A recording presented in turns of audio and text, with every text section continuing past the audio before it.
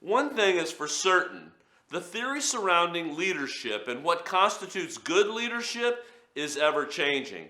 If you want to screw up your career, just adopt one of the outdated leadership methodologies and stick to it. There's a lot to choose from. We had behavioral theories in the 1940s and 50s, contingency leadership theories in the 60s, transactional leadership theories in the 70s, and now the current transformational leadership theories of today.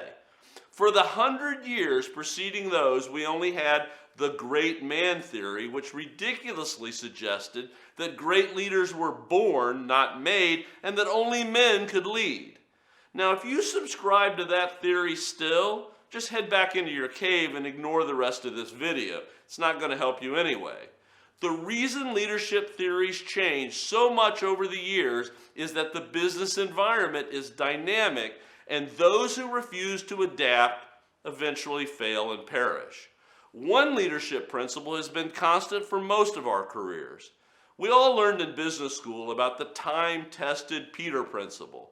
Now, the Peter Principle states that as employees rise in the organization's hierarchy, they eventually reach a level of incompetence that leads to their failure and eventual demise. We've all seen it in practice, and we probably joked about someone struggling in their current position and said that they're the embodiment of the Peter Principle.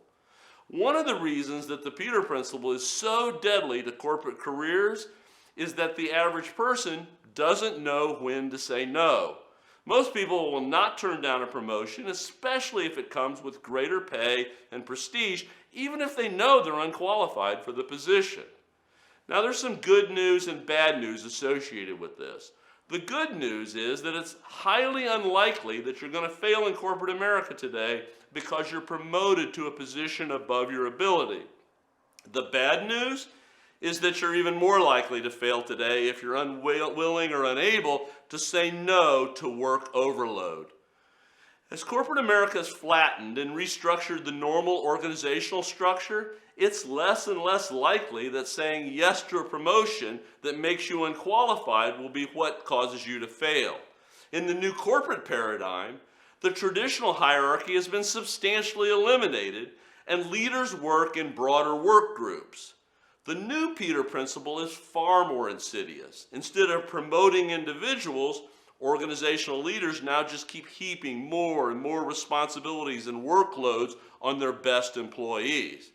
In fact, the more competent you are and the more willing you are to take on additional tasks and responsibilities, the more likely the organization will just continue to load you up until you fail. If you don't know how to prioritize and when to say no, your responsibilities and workload will continue to accumulate and accumulate until you do fail. If you really want to protect your career, an easy first step is to think of everything in two categories: things that matter and things you can control. Focus your effort on that area where these two things intersect. If these two categories don't intersect, you need to think seriously about practicing your vital new skill of tactfully saying no.